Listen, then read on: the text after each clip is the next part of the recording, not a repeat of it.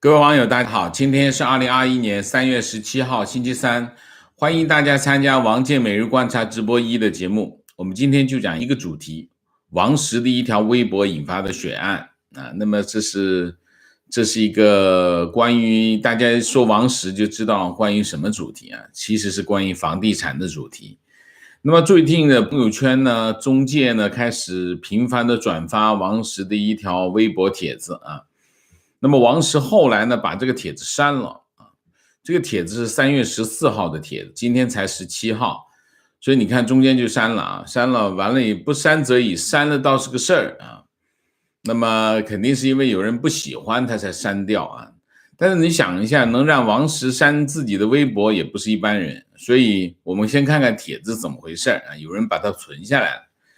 那么王石是这么说啊，王石是3月14号的晚上10点钟发这个帖子，他说借鉴啊，各国央行疯狂印钞，正在引发一个危及全球的严峻恶果，普通人的生活越来越艰难了啊。前几天委内瑞拉央行宣布，2020年年中委内瑞拉通货膨胀为3000%啊，一卷普通的卫生纸等于比它大得多的一堆钱。估计连印钞的本都裹不住啊！2020年印钞是千年不遇的啊！央行们之间竞争没有最疯狂，只有更疯狂。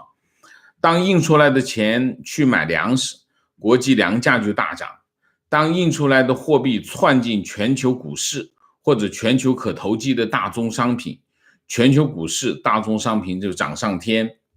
全球一体化的时代没有局外人。而伴随着国际大宗商品和原材料价格的暴涨，中国同样面临着复杂而严峻的输入型通胀。国际铁矿石价格涨上天了，国内房价、汽车零部件要不要涨？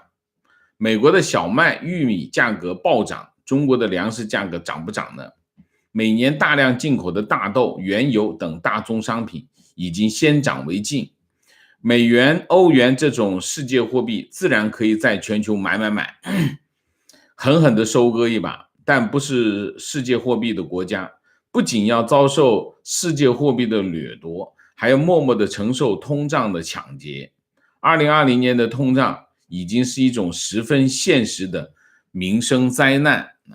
这段帖子写得很有激情啊，也很有这个因果关系讲得很清楚啊。那么肯定会让很多人很焦虑啊，这个焦虑很重要啊，这也是我们今天的主题之一啊。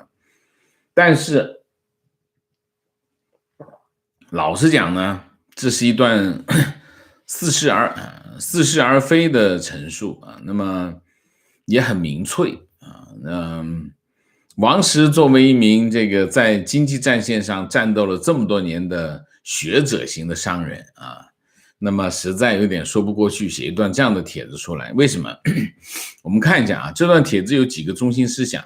一个中心思想，第一，全球央行疯狂印钞啊，这是很多人的表述模式啊，叫印钞啊，导致全球恶性通货膨胀。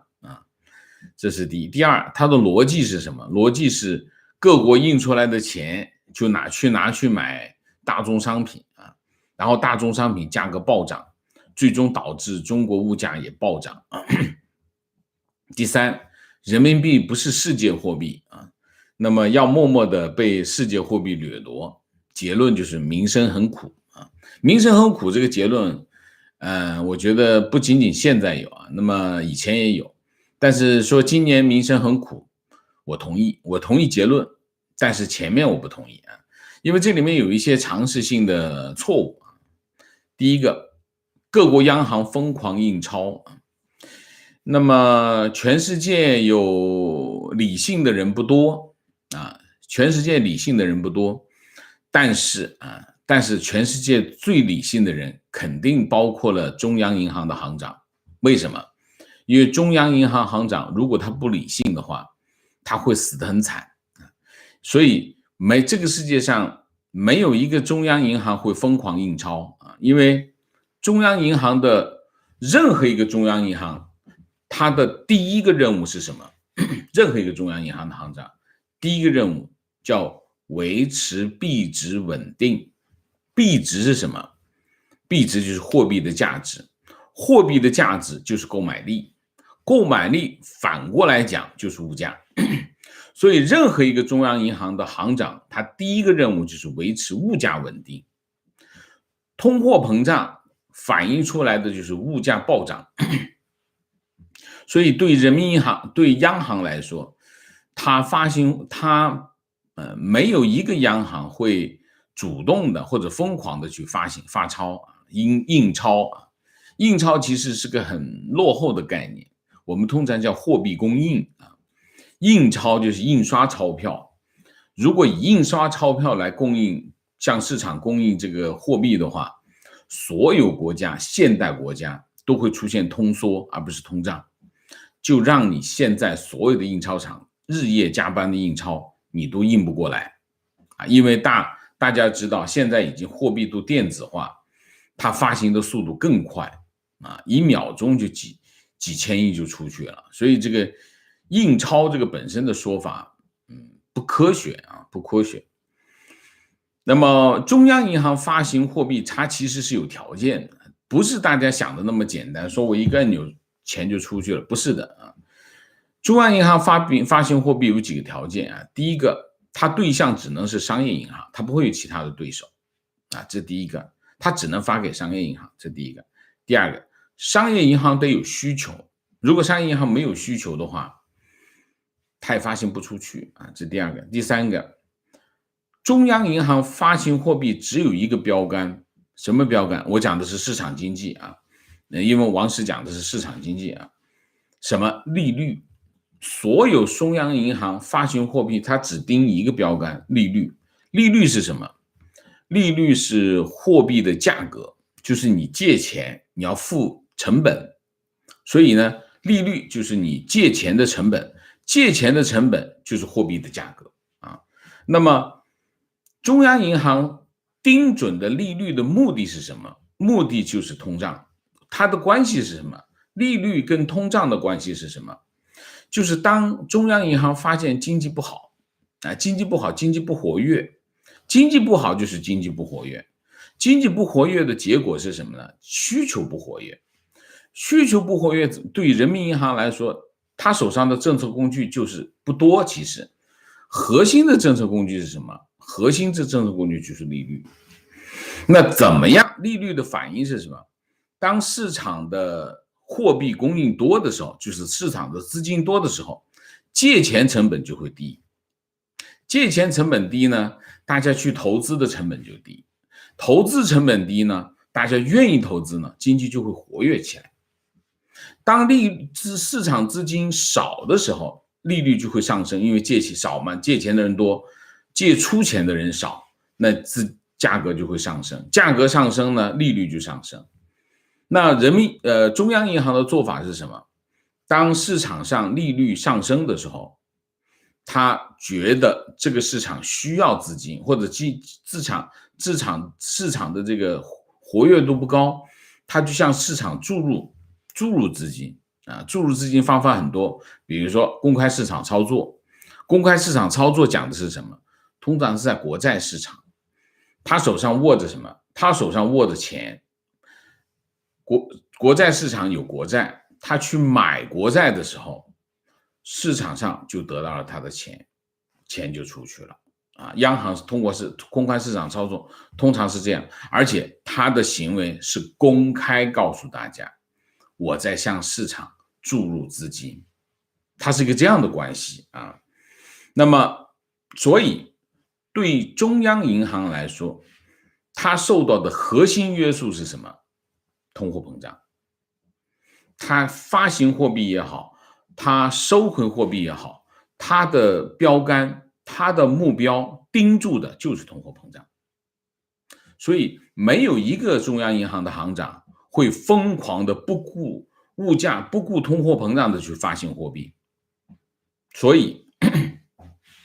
以央行如果货币失控，它最终导致的是什么？它最终导致的是这个国家的经济，本国经济他们影响不了其他国家，它影响其他国家那是后话。它首先会导致本国经济无差别的割韭菜，通货膨胀是无差别割韭菜，不管你是有钱人还是穷人，是达官贵族还是银行家，你都会无差别的割韭菜，因为你的钱突然一下少了很多，就是因为购买力没有了，而不是割别人的韭菜，是割你自己的韭菜，这是第一个啊。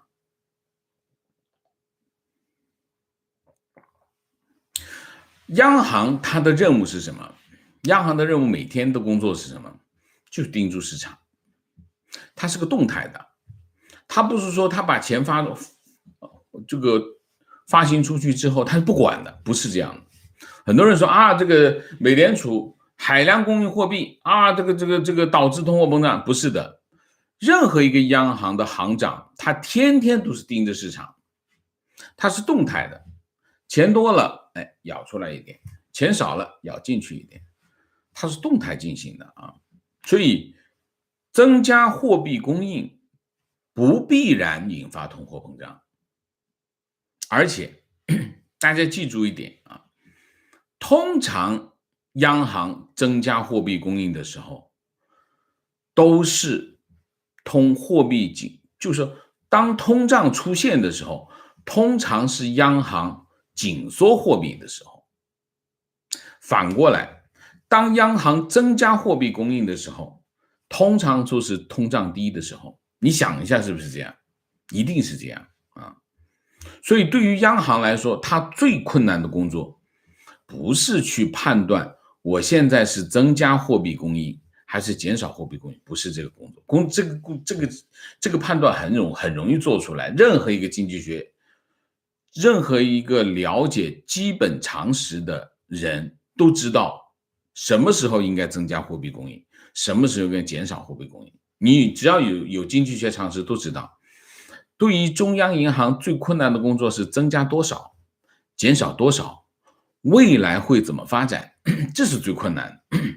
所以所有的中央银行在增加或者减少，或者是在货币政策上，它都是缓慢的，而且是小幅的调整。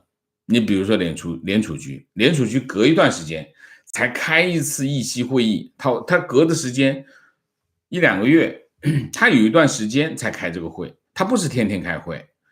那所以这是第一，有周期是比较长的啊。第二个，它每次增减也就是1/4厘啊，0.25%， 0.25%通常是它的操作的这个幅度。你突然看见它有一天直接上0.5啊，大家都说这个大幅调整，幅度很大，其实0.5是个不大的幅度，它都是用小幅调整，观察一下是不是有通货膨胀，没有通货膨胀，我再加一点。所以呢，第一个说全球央行疯狂的印钞，这是个错误的陈述，这是个不对的啊，这是个不对的啊。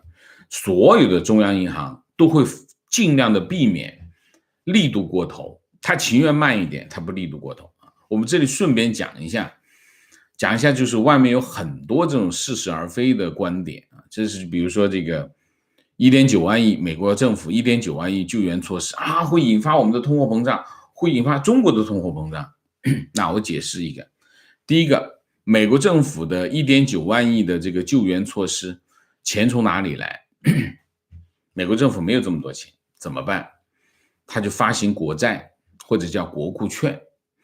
发行国库券是怎么发行？就在国债市场拍卖啊，我这里100亿拍卖，然后市场就是说0.5厘、0.25厘、1厘啊，收到啊，他就卖了。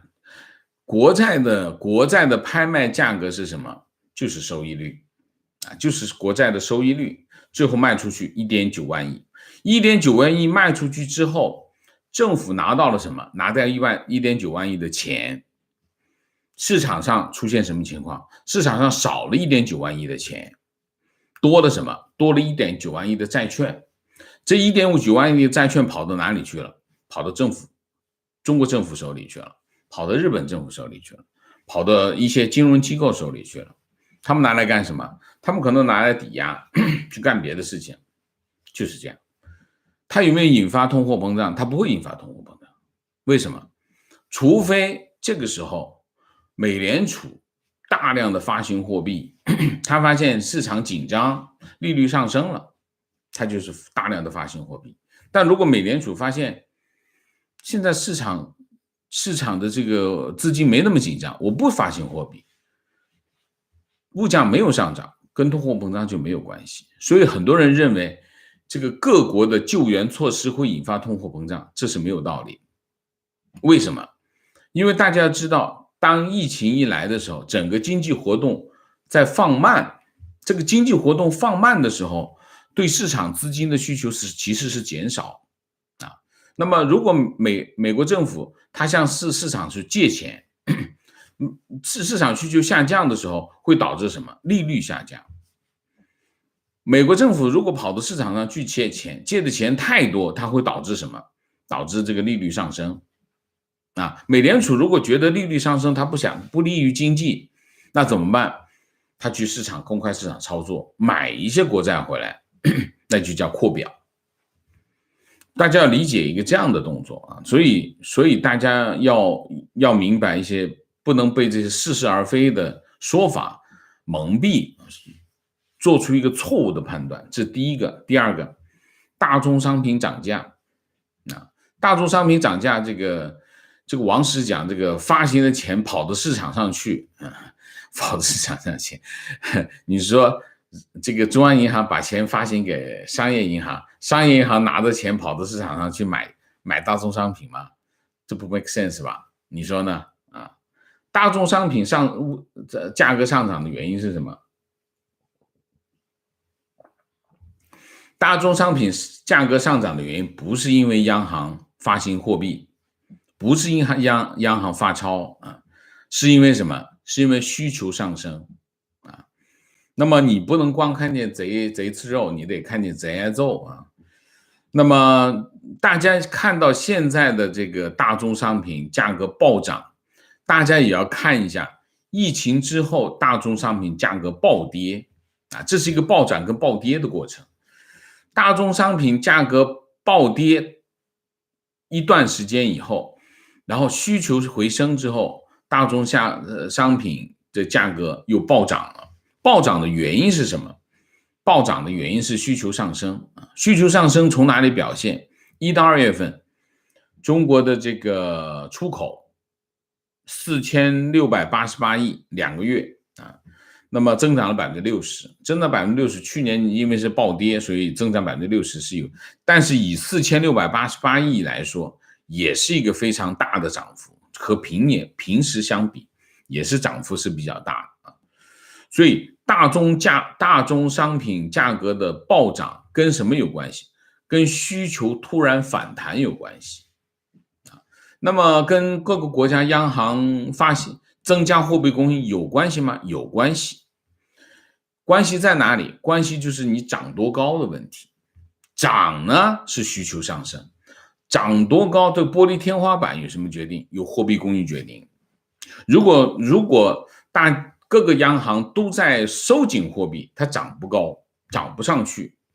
但是如果大家都在印钱，它可以涨很高。所以我们要把这个原因，货币供应是它上涨的助力，但上涨的原因是因为需求，这是第二个。第三个，世界货币但我理解王石讲的世界货币的概念并不是他不知道他只是为了让广大网友能够理解。那么这个世界上货币有很多概念比如说交易货币全球的交易货币是什么？美元，大家都用美元报价，那么大家都用美元进行交易，那么就比较降低什么呢？降低汇兑成本因为全世界用不同的货币，那么如果大家用不同的货币进行交易的话，那就会有很多汇兑成本。那大家约好我们都用一种货币进行交易，那么我们的汇兑成本就会相对低很多。那你想，如果全球的货币这个商品交易这么多，那它成本就低很多所以第一个概念叫交易货币，交易货币就一种就是美元，所以你很多商品的报价，比如石油价格是用美元报价，很多商品都是用大宗商品都是用美元报价，因为它是交易货币啊，这是第一个。第二个，储备货币，每个中央银行它会储备一定数量的外汇，方便不时之用啊，所以叫储备货币。虽然人民币不是可自由兑换的货币，但它也是很多商业银行做的储备货币。它跟其他的中央银行进行什么呢？进行货币互换，通过货币互换，让人民币成为对方的储备货币。那么对方当他有人民币的时候，能够帮助他的商业银行进行结算啊，这是一个啊。还有一个就是自由流通货币。自由流通货币，大部分市场经济的国家都是自由兑换的货币或者自由流通的货币。那么人民币是少数的不是市场经济的国家，它的货币就是人民币不能够自由兑换，不能自由兑换呢，也就不能自由流通，不能自由流通，因为中国有外汇管制，中国有个外汇管制制度。所以呢，我大概理解啊，王石的世界货币指的是能够自由兑换的货币，那么当然中国就不是啊。那么他说啊，人民币不是自由兑换的货币，所以我们不能拿着人民币去买大宗商品啊，所以呢就被世界货币割韭菜啊，这也是一个错误啊。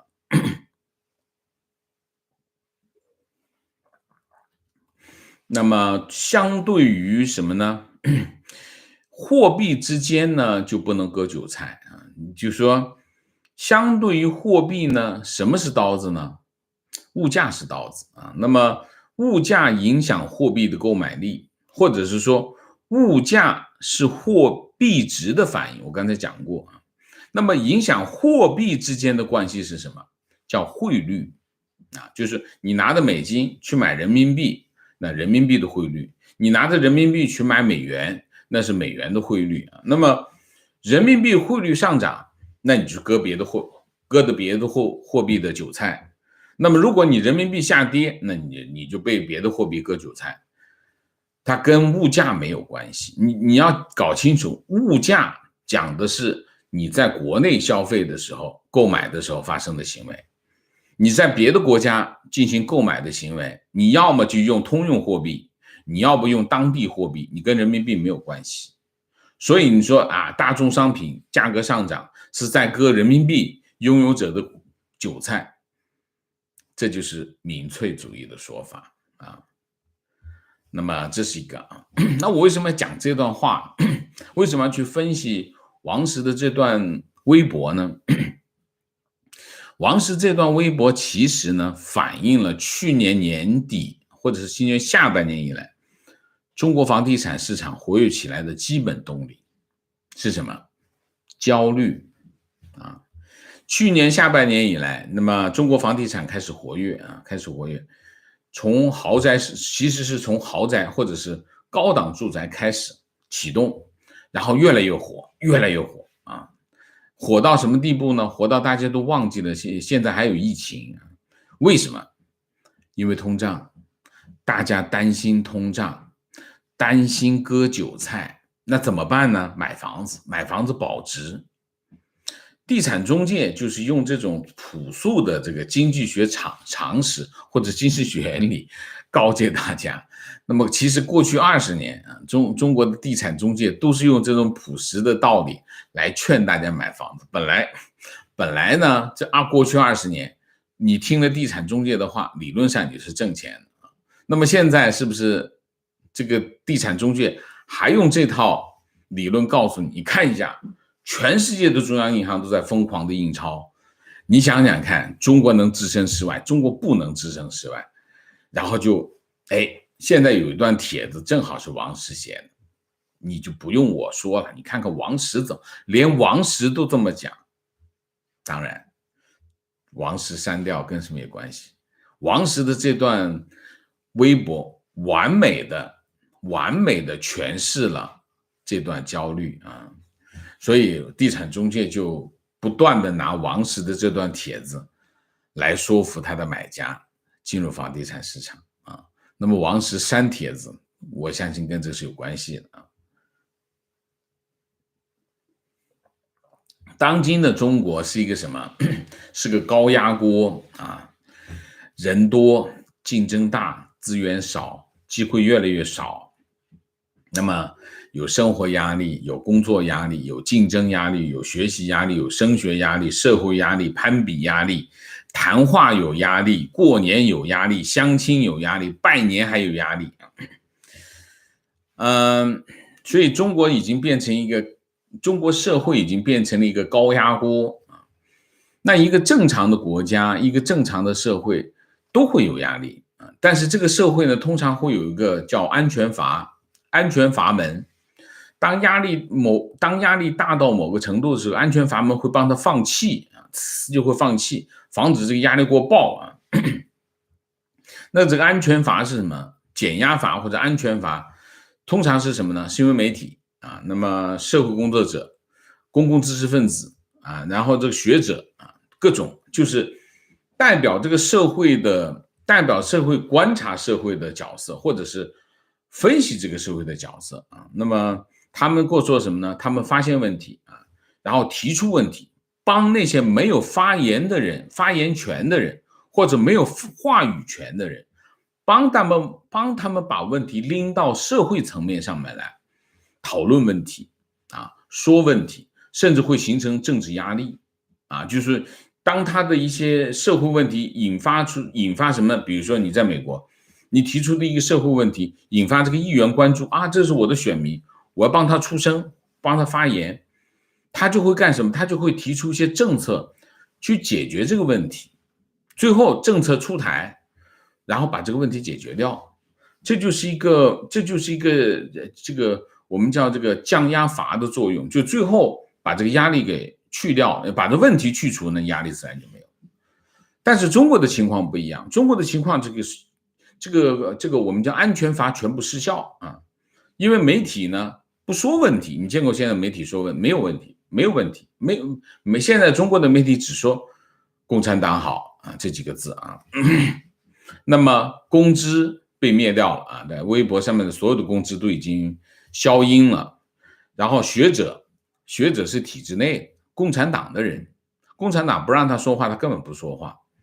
然后社会工作者全部闭嘴，所以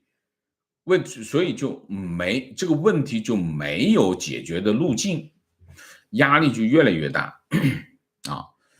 那么大家知道啊，我们叫市场销售，最好的销售手段是什么？市场销售里面最好的销售是什么？叫贩卖好感啊，贩卖好感。比如说化妆品都是贩卖好感啊，贩卖好感啊，一个美女出来啊，我的头发多么好，我的皮肤多么好，我美好的身体引发了美好的遐想，贩卖好感。贩卖好感有个缺点，成本很高，你要不断的投入广告，周期很长啊。苹果手机啊，你长期的做广告，你对它有好感，那你长期都会买它的产品，它周期很长，成本很高。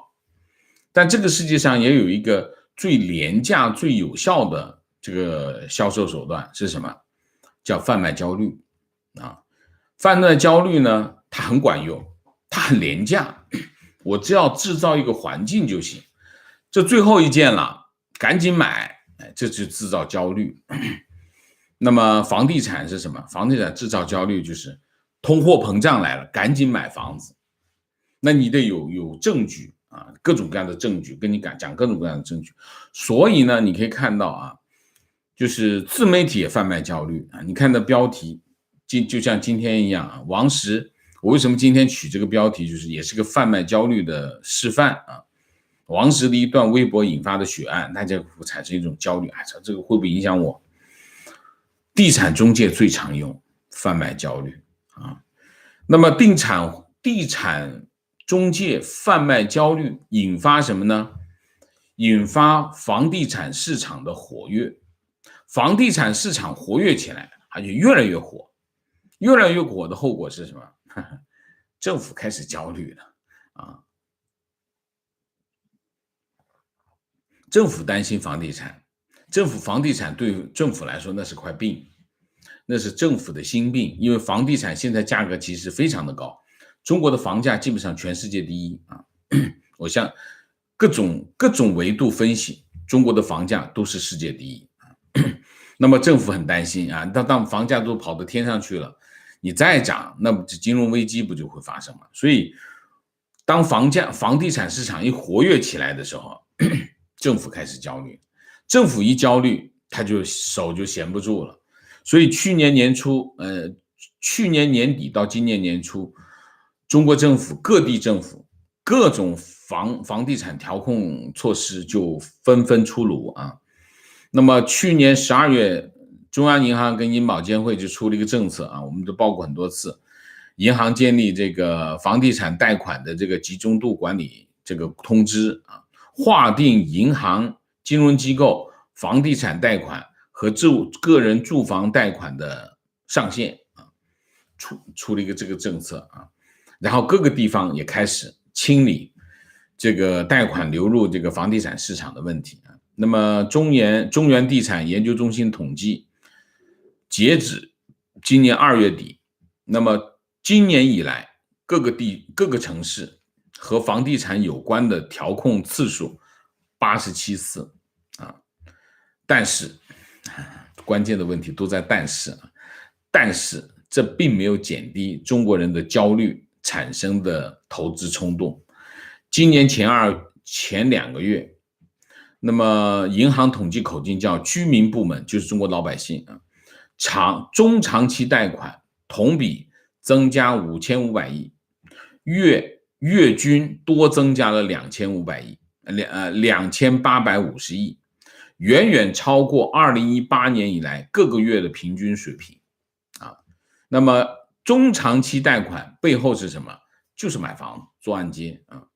那么另外一方面，今年前2个月，这个100家龙头房企啊，100家房地产企业，这个房屋销售面积同比增速是76%啊。去年年底基数比较低啊。那么但是不管是什么情况，这76%都是高速增长。那么前2个月地产销售面积同比全国性啊，刚才讲的是100家，全国性销售面积增长105%啊，更大啊。那么和去年年底也是火速增长，那么去年年底相比保持稳定增长。所以说房地产企业今年的1、2月份是开门红啊，这是一头。另外一头房价怎么说啊？房价第一财经就有一个报道啊，我就把他的报道念一下啊。那么第一财经记者根据国家统计局公布的2021年2月份70个大中城市商品住宅销售价格变动啊，对35个重点城市去年2月到今年2月二手房走势进行对比啊。那么对比的结果是什么呢？深圳涨价最高，所以你看深圳为什么力度最大，就是深圳涨幅高达16%啊，高居榜首。跟着是谁？跟着是宁波、银川、广州、成都啊。那么深圳涨了16%啊，那个数据其实16%，如果你分摊到城市里面看，那就不是16%啊，各个楼盘不一样，有的30%，有40%都有啊。那么根据房价的平均的情况，今年2月份深圳9个市辖区5个区二手房平均单价超过5万块钱，核心区南山区到了12万啊，那么福田区10万，宝安区8万啊。那么深圳为什么有条件涨那么多啊？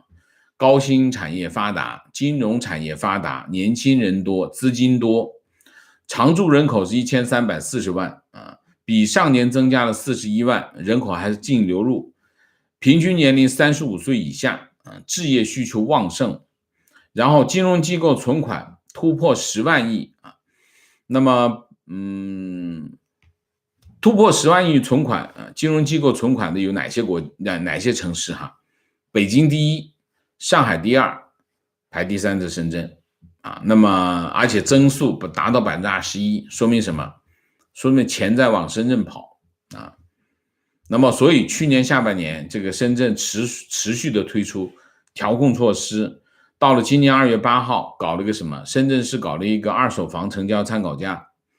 它不仅二手房成交参考价要求地产中介你的挂牌价不能超过我的二手房成交价，二手房成交价实际上比市场成交价要低，不同的地方低多少的幅度不一样，至少低10%。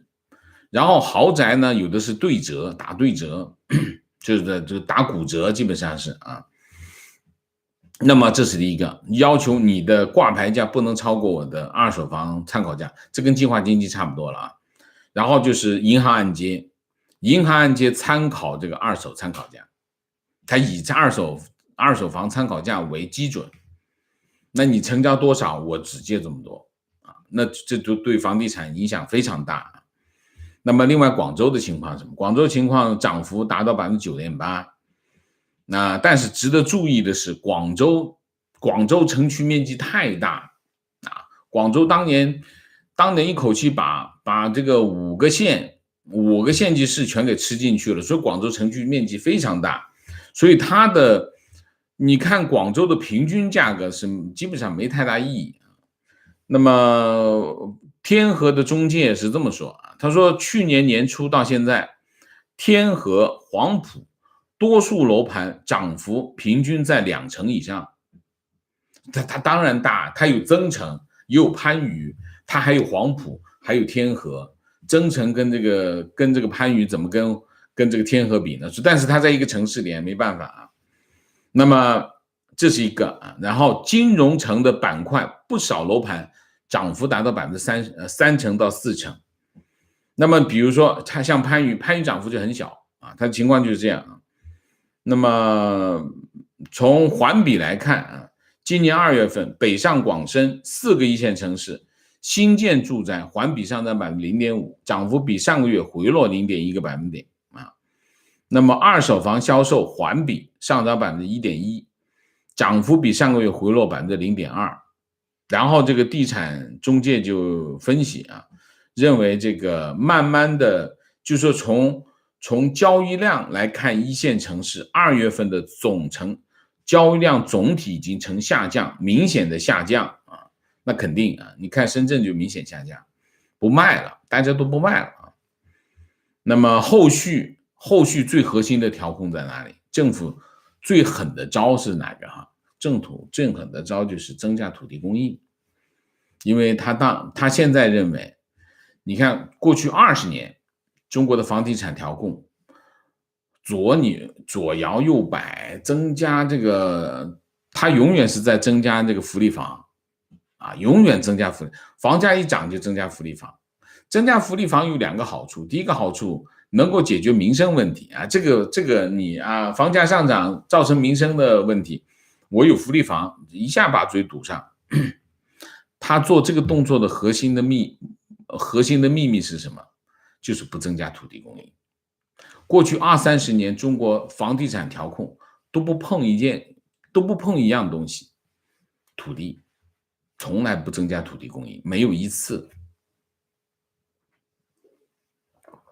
这一次增加土地供应，而且让让土地供应集中供应，每年卖3次，只卖这3次，所有的土地都在这3次拍卖当中完成，而且要增加住宅供应啊，其实今年中国对房地产调控的核心动作是什么？核心动作就是这个啊。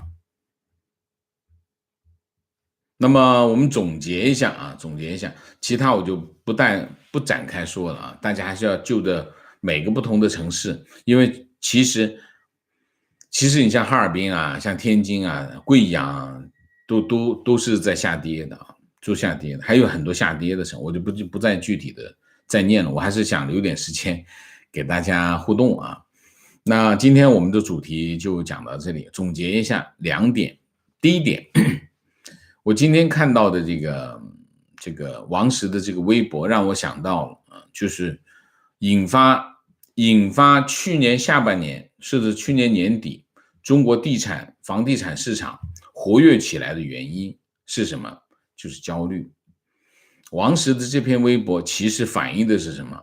反映的就是一些似是而非的一些观点，导致中国人对现在的这个看法，对在整个的大局的看法出现了一些偏差。结果不一定错，但是原因不一定对啊。所以如果我们根据一些错误的这些概念引导出来的结果，我们就像撞大运一样。所以中国今年老百姓的民生肯定是很困难啊，非常比去年还要困难。但原因不是王石说的那个啊，原因还是经济不好啊。那么现在中国经济唯一的亮点是什么？就是出口。除了出口这个环节，其他环节都不好，都比去年差。比去年差的原因是财政没钱了，他也借不了债了，所以他财政在退坡。财政一退坡，我们叫叫什么？水涨船高，水落石出啊！这个时候谁光着就一目了然啊！所以大概的情况就是这样。所以我们今天主题就讲到这里，我们下面进入互动。进入互动之前，温馨提示，请大家点赞，请新来的网友订阅，请大家加入我们的会员，支持我们做更好的节目。那么进入互动之后呢，请大家不要聊天，4个情况、问题、观点、情绪啊，请大家好，明谢 ABC123，谢谢。情况，王老师说的太准了，坐标苏州。这些天地产中介都在转发王石的微博。今天土拍位于这什么字啊？地块吸引了200多家房企在抢啊。观点，王老师的观念正确。日本央行30年来零利率，加上安倍经济学直升飞机撒钱，并没有造成通胀，因为钱在世界上流通，新增的科技需要和新增的生产力把新发行的货币消化掉啊。观点，跟在上财的学妹聊过，中国有个思维，中国很内卷，但东亚都一样卷。但我们的结论是中国是东亚最内卷，因为税负比例高，社会福利差，房价高，而且人均机会少。大陆青年是14亿北上广挤，但台湾除了岛内有大量的海外台商，是2300万往外抢人。然后他们说上财去年只有4人去4大会计事务所，在台湾是私立高校就可以进4大会计事务所，更别说基层工作是大陆的2倍了。台湾人去大陆都是为了更高端的白领工作才去的。提问，深圳的优势在于它是经济特区，在香港已经国内化的背景下，深圳是否还有以前的特区优势？深圳的房价是否因为香港的金融中心的消失而消失？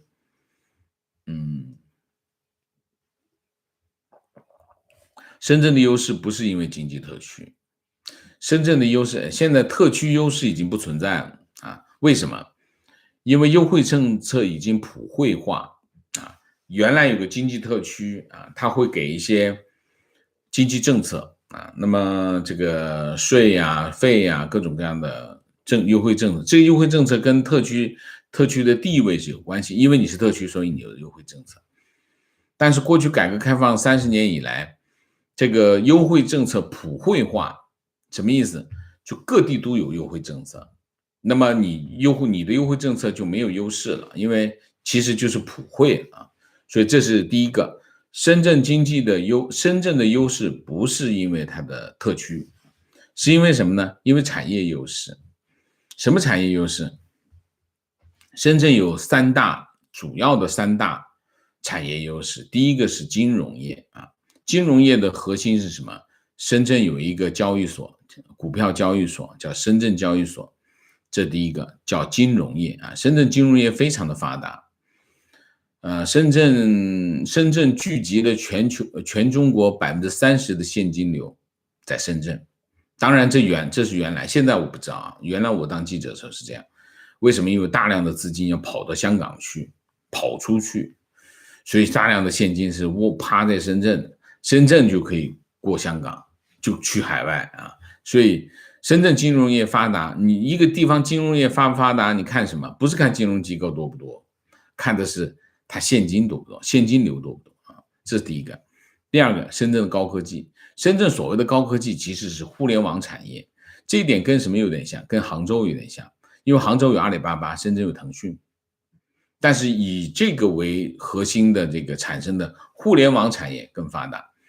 深圳有没有高科技？深圳有高科技，但深圳高科技并没有互联网产业更发达，所以这是第二个优势。第三个优势是什么？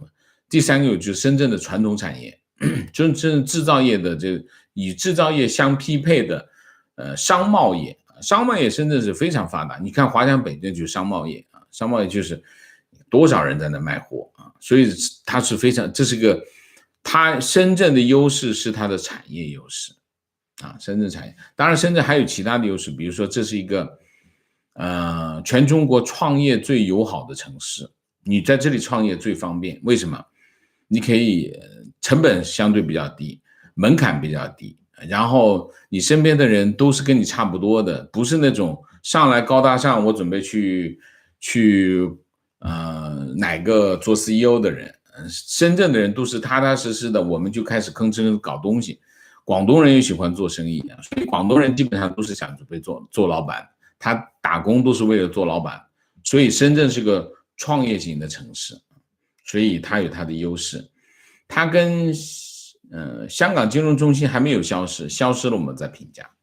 它跟香港的关系并没有大家想的那么密切，深圳跟香港的这个关系，经济上的关系没有大家想的那么密切。原因是毕竟它中间有一条界河啊。那么当然以前影响很大，因为香港人跑到深圳去消费，它带动了整个罗湖区的发展。但是整个深圳经济发展起来之后，它就已经对这种带动作用已经价值不大了啊，价值不大。观点，我在深圳生活了20年，我没感觉到深圳的房价和香港金融中心有关，而是和全国的经济有关。全国各地老板来深圳买房，比如我们某甲方的老板在河南开发一个楼盘，挣了8000多万，来深圳买了一套别墅，就是这样。这个跟什么这就是中心城市的优势啊。你比如说大连东北人都会跑到大连买房，所以大连的房价一定会是东北最贵的。那比如说上海的整个的长三角的人，有的钱都会跑到上海去买房，所以上海是整个的华东地区最贵的，大概就是这个概念。那么全中国，所以北京要驱赶低端人口啊。那么深圳差不多也是这个概念，就是全中国的有钱人要么去北京买房，要么去深圳买房。那么长三角的人买上海的房，珠三角的人买广州的房，大体上的格局是这样的格局啊。提问：为什么说央行无限制印钞会导致通货膨胀？那如果你央行无限制印钞，当然会有导致通货膨胀，你都无限制印钞了，对吗？提问：现在的世界性的通胀是什么原因？现在有世界性的通胀吗？我没有看到啊。你的结论从哪里来的？有世界性的通胀吗？没有吧。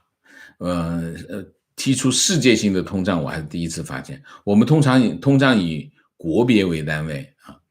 美国没有通货膨胀啊，中国有没有通货膨胀？我认为中国通货膨胀在路上，还没到啊。原材料价格是暴涨啊 ，PPI 是在上涨。日本肯定没有通货膨胀啊。欧盟有没有通货膨胀？理论上我没有印象欧盟。所以你说的世界性的通货膨胀是从哪里来的啊？没有啊。我们先提一个大家记住，如果你有个前提，以这个前提作为条件来提问提出一个问题的话，比如说现在世界性的通货膨胀是什么原因？那你前提就是现在第一个，现在已经存在一个世界性的通货膨胀，然后再问这个原因。那你不要让我先接受已经存在一个世界性的通货膨胀，请你先把这个原因讲出来，然后再来问这个问题，好不好？要不你就挖一个坑让我跳啊，这样不好，这样不合适。我们不要自立游戏，因为我没有时间，理解吗？好吗？提问，请问房地产泡沫即将破的临界点是什么？目前几十年迟迟不破啊，不知道。如果有人知道这个的话，他就是神。就比如说，股灾临界点是什么？你告诉我一下啊。然后这个知道股灾临界点的人，那这就是神。所以没有人知道这个临界点是什么。没有人知道啊。有些事情说了10年都不发生，然后大家都觉得这件事情不存在，然后第11年就发生了，都不一定啊。大家以为第2年会发生，结果它又不发生，这都可能的啊。观点：国外有投资的多种方式，但在国内只有股票和房地产。股票跟对大户啊，你看这就是中国的股民的心态，得跟对大户，就是跟庄家嘛啊。房地产至少可以保证资产不贬值啊，这是普遍的看法。所以在不了解金融市场怎么运作，老百姓只能对稳定的房地产进行投资啊。这个观点都是不对的。所有的投资都是有风险的，大家记住，没有一个资产是没有风险的。任何投资只要你交易，大家记住啊，交易是什么？交易是选择一个价格买入一个资产，这就叫交易啊。那么既然你其实你作为一个投资，核心的价格是什么？核心的胜败不取决于卖价，取决于买价。就是你当初的买入价往往决定了什么呢？决定了你这个投资的输赢或者胜败啊。就是比如说我一买这个世界最高的价格，我有个朋友叫沈文飞啊，沈文飞有一次跑来跟我讲啊，我今天买了一个什么什么的股票，我说你买多少钱？他什么什么价格？我一查，这是今天的最高价，我就跟他讲，我说你麻烦了，今天可能是你买了一个最高价，过2天他跑来跟我讲他赔了钱，他卖掉了。你记住，如果你买的是世界上最高的价格，你一定会赔，一定是这样。所以你记住，我们投资任何一个投资，你不管什么标的，你买房子也好，只不过我们过去碰到的是什么？我们过去碰到的是20年的房价上涨，所以你买房子，你在任何一个价位买进去，你只会买贵了，不会买赔了，理解吗？所以因为你房价一直在涨了20年，但是未来是不是还会发生呢？不一定啊。所以呢，买入价，任何一个投资品，买入价才是你决定你胜败的关键啊。所以没有一个投资品是没有风险的，任何一个只要你涉及交易，因为你就算你买房子，那万一下一次房价比你买入的低呢，那你就赔了嘛。所以不存在任何一个大家不用考虑的，闭着眼睛去买就会赢钱的投资 ，no， 不会的啊。观点：作为一个生活在深圳20年的人，我完全认同老师对深圳的评价。OK， 提问：虽然全球银行放水，但中国实体商铺关门潮还是很严重，请问这跟国家主要靠什么创造利润？这么中间你说的国家的靠什么创造利润和你商铺倒闭潮中间有好长的距离，每个中间的环节都会有不同的影响，所以我答不了你啊，这次中间的链条太长了，好吗？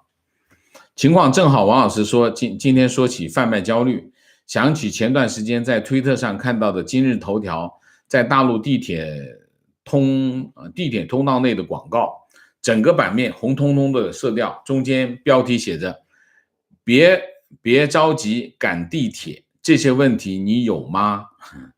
周围用词的方式展现着让所有的人焦虑的问题，诸如有没有给孩子报补习班，孩子会输在起跑线上吗？10年还买不起房，应该离开大城市吗？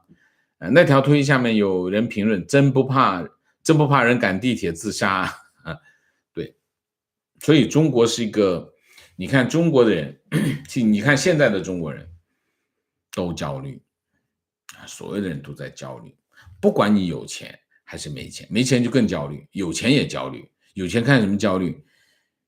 我打开朋友圈，这哥们买游艇了，我刚刚买了辆豪车，他买了豪车，我也买辆豪车，我的豪车刚刚超过他，结果这哥们买游艇，焦虑吧，焦虑疯了。所以中国人不管有钱没钱都在焦虑，全社会的焦虑。所以你看广告都是在焦虑，都在贩卖焦虑啊。所以我今天出了这个题目，我也试一下。我为什么今天出这个题目的原因是，我让大家体会一下贩卖焦虑是什么。其实你看我的题目，基本上不贩卖焦虑啊，不贩卖焦虑啊。你看都是平时的讲，我经常被批评这种完全没有激励性的这个标题，我可以取激励性的标题，但是我不想。原因是什么？原因是我还是希望大家长期看我们的节目，大家保持一个平静的心态看我们的节目，这样的话可以理性的分析问题啊，才能够冷静的思考。我贩卖焦虑，你去看 YouTube 上面全是贩卖焦虑的题目啊，虽然流量会好一点，但是我觉得长远来说，我们不能以焦虑来解决问题，对吗？我们要以逻辑思维解决问题啊。提问：同样是经济特区，请问汕头为什么那么逊色？潮汕人不是很爱做生意吗？当然，毫无疑问，我们以前做过，我以前当记者的时候做过一个专题啊，就是比较什么呢？比较福建和广东啊，福建也有经济特区，厦门是经济特区，那么广东也有经济特区，深圳是广东经济特区，那你汕头啊经济特区，珠海还是经济特区，珠海也没起来，珠海为什么没起来？这里面跟什么有关系？跟2个原因有关系。第一个原因，我就说当年我做的那个专题，我当时在《明报》，我们比较这个福建跟广东啊，我们等一下再比较广东以内，福建跟广东啊，那么福建背靠的是什么？背靠的是台湾，福建有大量的台商啊，那么广东是靠近像港澳，那么主要是港商啊，那么广东发展起来，那么我们那个时候我印象中是93年不知道93年，我印象中就是92、93年，就是邓小平南巡的时候。那么为什么广东跟福建差距这么大？你有台商，就有港商，都是很好的这个投资主体。那么港商去广东多，去福建少。台商去福建也去，但是去广东也多。结果广东发展起来，福建没发展起来。原因是什么？原因当时我们就引用当时的一段话。当时的省委书记叫陈光义啊，陈光义后来去了民航总局当局长，然后书记是贾庆林，贾庆林后来去政局常委啊，做了政协主席。贾庆林是王冶平的同事，王冶平是这个江泽民的老婆啊，江泽民他老婆跟他是同一单位，但是不同科室。贾庆林是王冶平的同科室的同事，他们很熟，所以最后贾庆林是因为这个关系去的政局常委，信得过啊。所以当时贾庆林是省长，书记是陈光义。当时福建有一句话，一句口头禅，叫这个省长是假的，书记光义论。省长是假的，没权。书记全在书记手里，书记光议论，光说空话，这就是福建。而且福建极左，为什么极左？它原来一直是前线，福建前线，福建前线自然会左，意识形态抓得很紧，就很左，不开放。广东思想开放，所以广东发展起来，这就是福建跟广东的原因。那好，我们再讲广东省内。广东省内条件最差的是谁？汕头，谁都不靠，13不靠，他只靠近福建。福建经济比广东还落后，他靠哪儿都不靠，这是一头。然后汕头、潮汕地区经济基础非常薄弱，它是属于广东的贫困地区。那么这边是什么？这边是珠海，珠海靠近哪里？靠近澳门。当时的澳门有多少人？30万人口，跟我当时待的那个军工企业一样多。我们一个厂子就30万人，职工7、8万人，加上家属区，整个一个厂子，军工企业30万人，跟澳门的人口差不多。澳门经济体非常的小，它对珠海有带动作用没有？带动不起来。香港不同，亚洲四小龙非常厉害，加上广东省的这个调配得当，然后深圳就起来，然后你再安排一个交易所在这里，金融业先发展起来，然后就走点私什么的，挣点钱。像王石当时就在搞走私所以就很快就发展起来。原因就是人的问题、制度的问题、区位的问题，然后天时地利加在一起才成就的深圳。汕头有没有？汕头没有，汕头跟这都不搭界，所以汕头现在最落后，相对于还不如珠海呢。珠海也没起来，珠海没起来。珠海你跟中山的差不多，就是这样所以爱做生意，所以汕头的人，潮汕的小伙子都跑到深圳去了。在哪儿？华强北你看一下，全是潮汕的小伙子小姑娘。潮汕的那个小姑娘，我认为这个世界上有2个销售最厉害，一个是华强北卖电子品的潮州小姑娘，一个是在这个各个茶博会上卖茶叶的这个闽南小姑娘，都是世界上最厉害的销售。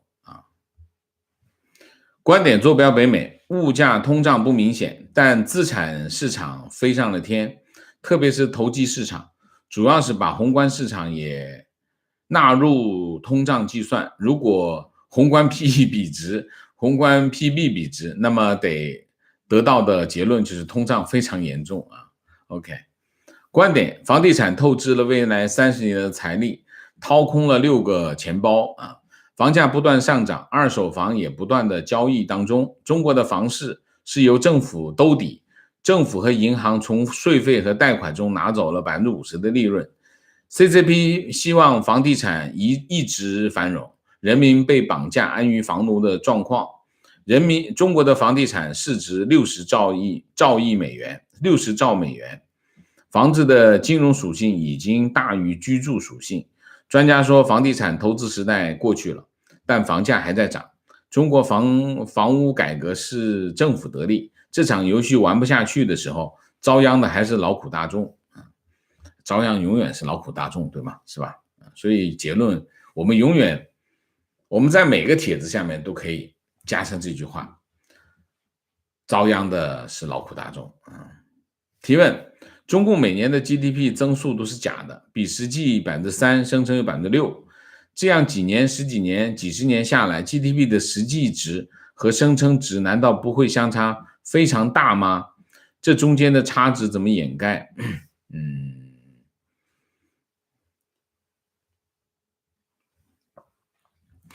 我们说是这样中共 GDP 造假是什么？太高了往下拉，太低了往上拉。那么我当记者的时候通常是往下拉，防止经济过热往下拉。那么这2年是往上拉，那么所以你说这个会一直它就有一些对冲效果那么但是毫无疑问，过去几年时间它造假的情况是比较严重的，要过去几年时间，所以一直下去会怎么样？我们拭目以待吧观点：今天台湾立法委员黄国书对台湾教育部体育署检讨去年动资券的效果，原意投入18亿新台币振兴因疫情受影响的运动休闲产业，现调查发现，最终有 90% 的动资券流向了运动品牌购买，甚至其中4亿集中在法商迪卡侬，可见这些措施的效果与预期不符。认为政府应有好的政策引导，这就是民意代表监督行政官员，避免政策一错再错，越偏越远。非常正确，非常好。观点：大陆的优势是大陆有2种行业的工资比台湾高，一就是互联网，一个就是1、2线城市的体制内。其实4大会计事务所如果待得下去，上海的涨薪幅度会比台北高。北上广是教师的工资，不是台北教师可以想象的。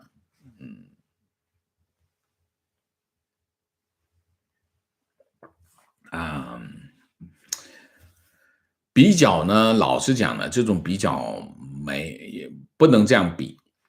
你要比的话，那就得非常非常科学的比，就是你的收入你的工资收入，你的税，然后你的福利，然后你的生活成本房屋成本，要把这个综合性比较。当然还有生存状态社会气氛，你得把这个全部都放在一起比较。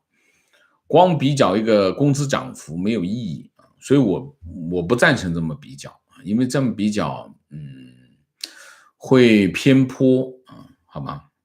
提问：最近国内节目吐槽大会提瓷器事件被网民指责为欺骗观众，突然就想起以前看过一些曝光中国官员和群众接受采访时，有摄影机后面举着剧本让他们念的视频。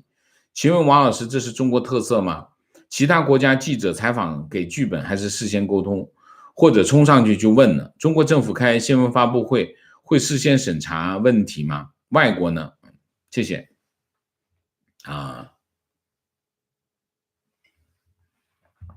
那美国总统发表演讲会有提稿器任何一个美国总统都有那么因为什么？因为没有一个人能够站在那里讲2个小时或者讲半个小时，你能记住你的词儿，或者是现场就直接坐那儿讲半小时，完全没有准备，没有提纲，那是不可能的事情。所以任何一个美国总统都有提稿器你可以看美国总统在声情并茂的做1个小时、半个小时的演讲，那因为前面有个提稿器没看见，现场观众能看得见，这是第一个。第二个，所有的这个电视台的这个主播，他前面都有个提稿器，就是这放着镜头，你是看不到的，他能看见那么影视节目、综艺节目会不会有提稿器？通常综艺节目没有提稿器。你比如你看台湾的综艺节目、日本的综艺节目、美国综艺节目，通常没有提稿器，但是他会有一些方式让他知道，就是防止他忘词，就是有一些备用放在地下会放在地下，你可以看得到，有些地方会有，有些地方没有。这是提稿器没有绝对的对错，因为大家知道，就是说，对于一个现场表演的艺员来说，怎么样提供给大家一个精彩的演出是他最主要的目标偷懒或者是有些防止意外的措施可以理解你说他欺骗观众，我觉得有点过了，就是这个程度有点过了因为任何一个综艺节目理论上来说它都不是直播的，综艺节目很多都是录播的。录播呢，你说录播中间有剪来剪去中间停下来我们再搞一遍，就各种各样的情况。所以讲提稿器是欺骗观众有点过分这是第一个。第二个，采访我们叫路访，就是路边抓人来访问那个一定不会有稿子的，就是你抓这个路人访问，你还给他稿子，那叫路访吗？那不叫路访。所以直接拦着一个走过的人，哎，今天你觉得空气怎么样？他说空气不错啊。哎，这就是民意，你就通过这路访来反映这个真实的民意。如果你把这个人拦下来说，你等一下，你帮我念一下这段稿子，这明显是造假，理解吗？所以如果你是个新闻采访的节目，那理论上来说你不应该有剧本啊，特别是你采访官员，像海外的媒体或者西方国家的媒体，采访官员是什么？采访官员就是一场审讯。当你对着镜头的时候，你很难撒谎，这是一个真实的，这是真实的，这是有调查研究的啊。就是说，一个官员对着镜头持续的提问的时候，你没办法撒谎，这是一个。如果你跟对方中国发生的记者采访，然后后面拿张纸条的那个，那不叫采访，那叫宣传，那是另外一回事。就是其实他是媒体跟官员合演了一场戏给吃瓜群众看，这是完全不同的性质啊。所以如果一个新闻媒体去采访哪怕是总统，都不会有提稿期，一定是这样啊。那么中国政府开的记者会看什么级别啊？那么比如说国务院的这个什么机制会议，它中间会不会有一些安排？会有一些安排，但是它也会看什么级别啊？有一些级别，比如说总理李克强在记者会、中外记者会，那全是安排好的。外交部长王毅开的外交部的记者会，一定全是安排好的。那么国内的某一些这个行业性的记者会，那他会有安排，就是说安排提一个问题，让他把这个手上的稿子念完，这假模假式的就是提的问，这是有的安排。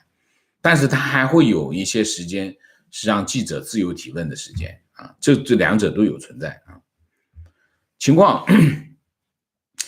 记得20年前国内已经炒作碳排放的问题，当时媒体有很多气候变暖和碳排放的教科话题和欧洲关于碳排放的具体措施。当时政府承诺减少碳排放，做一个有世界担当的大国形象。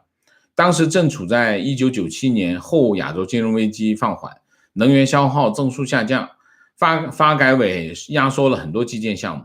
后来加入 WTO， 电力需求大增，不久出现全国性的缺电问题，紧急上马了大量的火电项目。之后舆论基本上不提碳排放问题，一直到近期关于美国发动的环保运动，国人没几个对碳排放问题感兴趣，特别是那些50、60年代出生的人啊，包括我哈。那么至于制定很多的政策是各有各的目的，能不能实现不重要，反正过几年的事，或者是下一届的事问题。现在要讨领导的欢心，能不能在政策上捞到好处才是重点。自从基辛格秘密来华谈判之后40多年，对美谈判大体上是达成了目标，从外交讲是成功的，外交实力还是有的，他们善于利用国际大势，因势利导，浑水摸鱼。OK， 好，碳排放这个问题我还在研究啊。关于中共为什么，包括习近平为什么把碳排放变成一个国策啊，背后的动机是什么？我还在观察啊，因为这有点像我对这个拜登政府提出来把这个气候变化作为一个基本国策，我也没理解啊，我还是没理解。所以在这个领域我是短板，我跟大家请教啊，你如果有大方之家，请不吝赐教啊，好吗？好，我们今天节目就到这里啊，鸣谢一下 Helen， 谢谢王老师说的特别对，谢谢王老师啊，谢谢啊。